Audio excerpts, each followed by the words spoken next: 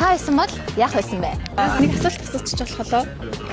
1000 төгрөгийн хувьцааны эрх хэмжээ 1000 төгрөг байгаа байхгүй юу? Дайлын сонгох. Юуны хувьцаа? Юуны ч хувьцаа гэж магадгүй QR-ыг уншуулад бид юм бол 1000 төгрөгийн хувьцаа байгаа. Залуу хувьцаа. Яг л юу? Яг л юу? Нэг 1000 төгрөгийн хувьцааны эрх хэмжээг 1000 төгрөгийн ялын сонгох. Хувьцааг нь сон. Тэгвэл та уцаараа энийг уншуулад тэгээд орно шүү.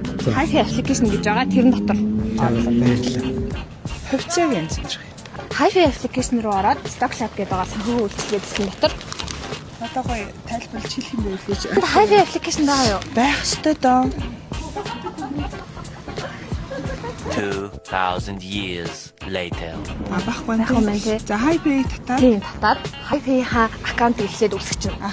Тэнгууд санхүүгийн үйлчлэгээ хэсэгт нь Stock Lab гэдэг байгаа. Заавал та өөрөө очих шаардлагагүйгээр шууд 100% онлайнаар шууд ансаа нийлүүлчих болно гэсэн.